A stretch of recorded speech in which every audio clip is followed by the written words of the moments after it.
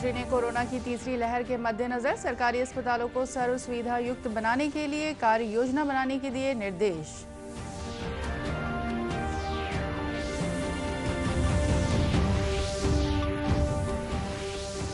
Doctor Raman Singh ने कहा, प्रदेश की वित्तीय स्थिति पर श्वेत पत्र जारी करे राज्य सरकार, केंद्र की योजनाओं के क्रियान्वयन में भी बताया असफल।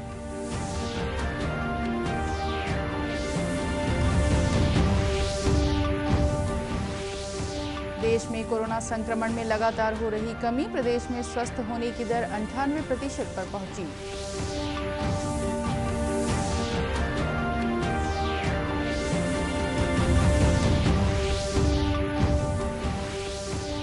सीबीएसई ने आज सुप्रीम कोर्ट में 12वीं कक्षा के मूल्यांकन के लिए मानदंड किया पेश। 31 जुलाई तक जारी हो सकते हैं नतीजे।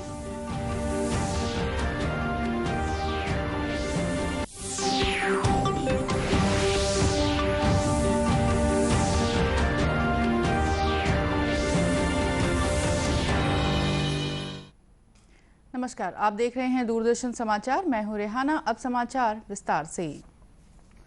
आम लोगों तक स्वास्थ्य सुविधाओं की पहुंच सुनिश्चित करने राज्य सरकार ने प्रदेश के सभी जिला और विकासखंड स्तरीय अस्पतालों को सर्व सुविधा युक्त बनाने का निर्णय लिया है। मुख्यमंत्री भूपेश बघेल ने इसके लिए 15 दिनों के भीतर कार्य योजना तैयार करने के निर्देश दिए हैं। मुख्यमंत्री ने कहा है कि पिछले 6 महीने के दौरान कोरोना के उपचार की व्यवस्थाएं सुदृढ़ करने की दृष्टि से इन अस्पतालों में सुविधाओं में उल्लेखनीय वृद्धि हुई है। इन सुविधाओं के लगातार उपयोग के लिए बेहतर रखरखाव की भी जरूरत है, ताकि कोरोना की संभावित तीसरी लहर से भी निपटने में मदद मिले। मुख्यमंत्री ने कहा कि इन सभी अस्पतालों में 24 घंटे इलाज की सुविधा उपलब्ध हो। उन्होंने निर्देश दिया है कि सभी अस्पतालों में शिशु रोग, स्त्री रोग, निश्चेतना, पैथोलॉजी, मेडिसिन एवं सर्जरी के पोस्ट ग्रेजुएट चिकित्सक उपलब्ध कराने के प्रयास किए जाएं। मुख्यमंत्री ने कहा कि जिन विषयों के पोस्ट ग्रेजुएट चिकित्सक उपलब्ध न हो, वहां इन विषयों में प्रशिक्षण प्राप्त चिकित्सकों की व्यवस्था की जाए। राज्य सरकार के 2.5 साल पूरे होने पर भारतीय जनता पार्टी सत्ता पक्ष को चुनाव के दौरान किए गए वायदों को याद दिलाने के लिए अभियान चला रही है। पार्टी के राष्ट्रीय उपाध्यक्ष और पूर्व मुख्यमंत्री डॉक्टर रमन सिंह ने आज राजधानी रायपुर में पत्रकारों को संबोधित करते हुए कहा कि बीते 2.5 सालों में राज्य सरकार अपने किए गए वादों को पूरा करने में नाकाम रही है। केंद्र की योजनाएं राज्य में सही तरीके से क्रियान्वित नहीं हो पा रही हैं। दूरदर्शन समाचार से बातचीत करते हुए डॉक्टर सिंह ने कहा कि बजट का 88% राजस्व मद में खर्च हो रहा है। सिर्फ 12% बजट में विकास के कौन से कार्य होंगे। उन्होंने राज्य सरकार को अनेक मोर्चों पर असफल बताया। प्रश्न मूल विषय ये था कि आर्थिक रूप से छत्तीसगढ़ दिवालिये की ओर क्यों जा रहा है। प्रधानमंत्री की सब योजनाएं छत्तीसगढ़ में क्रियान्वयन क्यों नहीं हो पा रही है। गरीबी और आर्थिक स्थिति से बदहाल लोगों की स्थिति क्या है। आज 88% पैसा बजट का यदि आप हिसाब लगाओगे तो राजस्व मद में खर्च हो रहा है, तो बचेगा क्या फिर। 12% में क्या डेवलपमेंट करोगे आप, क्या करोगे। ये इसलिए है कि ये सारी योजनाएं लौट के जा रही है केंद्र सरकार को। लाखों आवास नहीं बन पा रहे हैं। बाकी योजनाएं जो वादा किया है 2.5 साल में, एक भी इसलिए नहीं बोलता कर सकेंगे क्योंकि इनके पास पैसे ही नहीं है। घोषणाएं कोई घोषणाएं रहेगी। डॉक्टर रमन सिंह ने प्रदेश सरकार से वित्तीय स्थिति पर श्वेत पत्र जारी करने की मांग की है।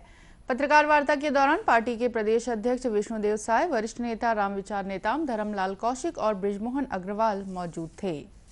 इससे पहले कल भाजपा महिला मोर्चा ने राज्य सरकार के वायदों को याद दिलाने के लिए 2 दिवसीय वादा निभाओ रथ निकाला।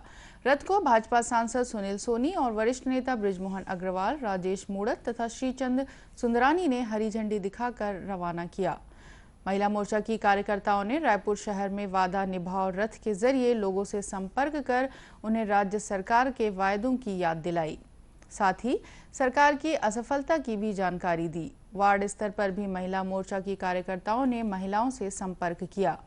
भाजपा महिला मोर्चा की प्रदेश अध्यक्ष शालिनी राजपूत ने कहा कि शराबबंदी, आवास योजना सहित अनेक वायदों को पूरा करने में राज्य सरकार असफल रही है।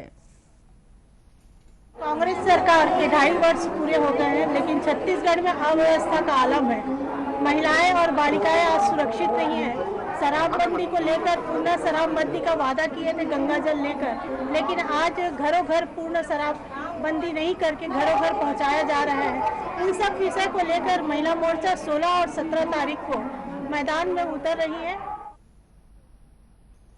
वादा निभाओ रथ की अगुवाई प्रदेश अध्यक्ष शालिनी राजपूत, जिला अध्यक्ष सीमा साहू, महामंत्री स्वप्निल मिश्रा और वंदना मुखर्जी ने की। यह रथ 2 दिनों तक राजधानी के विभिन्न वार्डों में घूमा। देश में कोरोना संक्रमण के मामलों में कमी आने और स्वस्थ होने की दर में लगातार सुधार हो रहा है। स्वास्थ्य और परिवार कल्याण मंत्रालय ने कहा है कि इस समय कोविड संक्रमण की दर 2.78% बनी हुई है। पिछले 24 घंटे में 38,000 से अधिक लोगों में संक्रमण की पुष्टि हुई है। इस समय देश में कोविड के 8,26,000 से अधिक सक्रिय मामले हैं, जो पिछले 71 दिनों में सबसे कम संख्या है। मंत्रालय के मुताबिक देश में स्वस्थ होने की दर 95.93% है। भारतीय आयुर्विज्ञान परिषद ICMR ने कोविड संक्रमण का शीघ्र पता लगाने के लिए जांच तेज कर दी है। ICMR के मुताबिक कल 19,31,000 कोविड नमूनों की जांच की गई। देश में अब तक 38 करोड़ 52 लाख से अधिक नमूनों की जांच की जा चुकी है। इसके साथ ही देश भर में कोविड टीकाकरण अभियान भी तेजी के साथ चल रहा है। स्वास्थ्य और परिवार कल्याण मंत्रालय के आंकड़ों के मुताबिक अब तक देश भर में 26 करोड़ 55 लाख से अधिक लोगों को कोविड रोधी टीके लगाए गए हैं। कल 34,63,000 से अधिक टीके लगाए गए। दूसरी ओर प्रदेश में भी कोरोना संक्रमण की स्थिति अब नियंत्रण में है।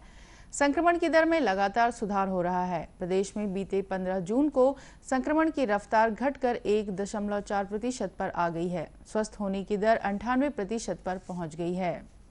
मुख्यमंत्री भूपेश बघेल ने कहा है कि इस समय हमारा पूरा जोर संक्रमण को पूरी तरह काबू में लाने और जहां लोग अभी भी संक्रमण का शिकार हो रहे हैं, वहां इसे रोकने, टेस्टिंग, ट्रेसिंग और ट्रीटमेंट की सुविधाओं के विस्तार पर है।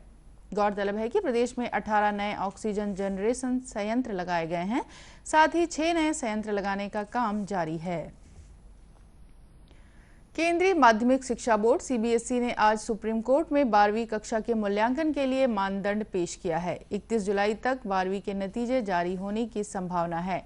बोर्ड ने कक्षा 12वीं के नतीजे तैयार करने के लिए 30:30:40 का फार्मूला अपनाया है। इसके अनुसार 12वीं के नतीजे में विद्यार्थियों को 30% वेटेज 10वीं के रिजल्ट को, 30% वेटेज 11वीं के रिजल्ट को और 40% वेटेज 12वीं प्री बोर्ड के रिजल्ट को दिया जाएगा।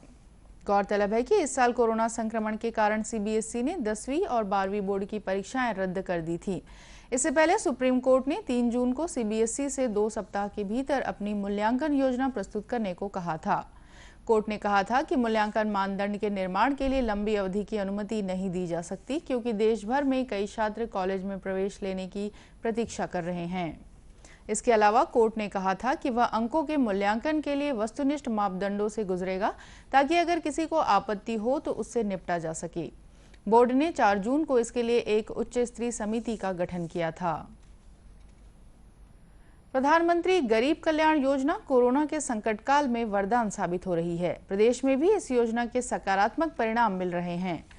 गौरतलब है कि मार्च 2020 में केंद्र सरकार ने प्रधानमंत्री गरीब कल्याण योजना की शुरुआत की थी। इस योजना के तहत अंत्योदय राशन कार्ड धारियों को प्रति सदस्य के मान से 5-5 किलो चावल और प्राथमिकता कार्ड धारियों को 4 सदस्य होने की स्थिति में 3-3 किलो चावल मुफ्त दिया जा रहा है। पहले यह योजना अप्रैल से जून तक के लिए संचालित की गई थी, जिसे बढ़ाकर अब नवंबर तक कर दिया गया है। प्रदेश के सभी जिलों में योजना सफलतापूर्वक चलाई जा रही है।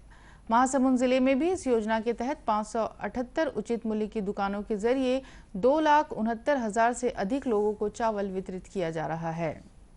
योजना के हितग्राहियों का कहना है कि इस योजना ने महामारी के दौर में संबल प्रदान किया है। उन्होंने बताया कि कोरोना में आर्थिक व्यवस्था बिगड़ने पर योजना के जरिए मिलने वाले राशन से घर की व्यवस्था को संभालने में काफी मदद मिल रही है।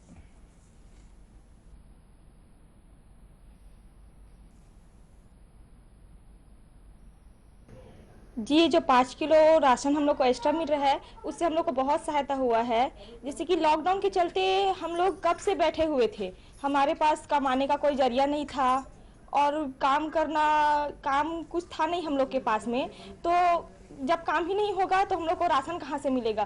तो जो 5 किलो हम लोग को जो एक्स्ट्रा दे रहे हैं जो प्रधानमंत्री जी, उससे हम लोग को बहुत लाभ हो रहा है। कम से कम हम लोग इस लॉकडाउन में हम लोग भूखे तो नहीं मर रहे हैं। हाँ, हम लोग को तो 35 किलो पहले मिलते हैं और उसके बाद में 5 किलो सहयोग सरकार और देते है एक्स्ट्रा। तो 2 महीना का हम लोग को पूरा राशन फ्री दे है। और वो हम सरकार ला बहुत धन्यवाद करते हैं। हमारे घर के चूल्हा जलते हैं, 2 महीना बैठे हैं। कोरोना काल में तो काम धंधा कुछ नहीं है, अपना धंधा पानी भी चले गए हैं। तो इसी से हम गुंजाइश करते हैं और बहुत बहुत वो सरकार ला धन्यवाद देते हैं। जिले के खाद्य अधिकारी नितेश त्रिवेदी ने बताया कि योजना के पात्र राशन कार्ड धारियों को राशन वितरण का काम सुचारू रूप से किया जा रहा है। जिले में 578 राशन दुकानें संचालित हैं, जिसमें 2,69,174 लोगों को राशन कार्ड धारियों को ये इस योजना का लाभ मिल रहा है। इस तरह अन्य जिलों में भी योजना के तहत गरीब परिवारों को राशन उपलब्ध कराया जा रहा है। प्रदेश में अभी भी ऊपरी हवा में बने चक्रवात के कारण बारिश की स्थिति बनी हुई है। मौसम विभाग ने कुछ स्थानों पर भारी बारिश की संभावना भी जताई है। मौसम वैज्ञानिक HP चंद्रा ने बताया कि प्रदेश में सबसे अधिक बारिश बलौदाबाजार में 9 सेंटीमीटर दर्ज की गई है। वहीं सारंगढ़ और कटघोरा में 7 सेंटीमीटर, अकलतरा, पौड़ी में 6, पाली, चांपा, पुसूर और मालखरौदा में 5 सेंटीमीटर बारिश दर्ज की गई है। मौसम विभाग ने कहा है कि आगामी 24 घंटों के दौरान बादल छाए रहेंगे। वहीं अधिकांश स्थानों पर गरज चमक के साथ हल्की से मध्यम वर्षा होने की संभावना है। साथ ही चेतावनी दी गई है कि कुछ स्थानों पर भारी वर्षा और वज्रपात हो सकता है। प्रदेश में लगातार वर्षा की स्थिति के कारण अनेक स्थानों पर बुआई के लिए जमीन तैयार करने का काम शुरू हो गया है। सहकारी समितियों में भी खाद बीज भंडारण का काम लगभग पूरा होने को है। दूरदर्शन केंद्र रायपुर से प्रसारित होने वाले प्रादेशिक समाचार को आप YouTube पर भी देख सकते हैं। हमारे YouTube channel Chhattisgarh DD news पर प्रादेशिक समाचार उपलब्ध रहेगा। YouTube चैनल का लिंक और QR कोड आप स्क्रीन पर देख सकते हैं। अपने एंड्रॉइड फोन से QR कोड स्कैन कर आप छत्तीसगढ़ DD न्यूज लिंक पर जा सकते हैं। इसके अलावा छत्तीसगढ़ DD न्यूज फेसबुक और ट्विटर पर भी उपलब्ध है। अंत में मुख्य समाचार एक बार फिर। मुख्यमंत्री ने कोरोना की तीसरी लहर के मद्देनजर सरकारी अस्पतालों को सर्व सुविधा युक्त बनाने के लिए कार्य योजना बनाने के दिए निर्देश।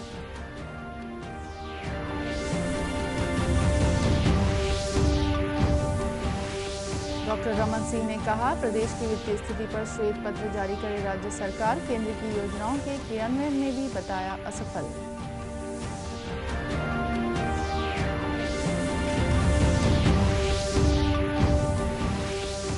देश में कोरोना संक्रमण में लगातार हो रही कमी, प्रदेश में स्वस्थ होने की दर 98% पर पहुंची।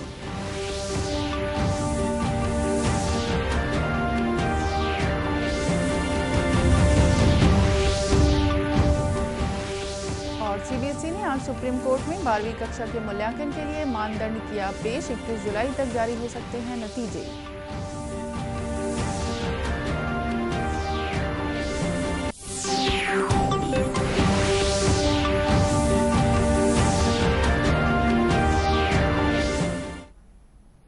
कोरोना से बचाव के लिए मास्क, सैनिटाइजर के साथ ही सोशल डिस्टेंसिंग का भी पालन करें। कोरोना को हराना है, मास्क जरूर लगाना है। इसी के साथ ये समाचार बुलेटिन समाप्त हुआ।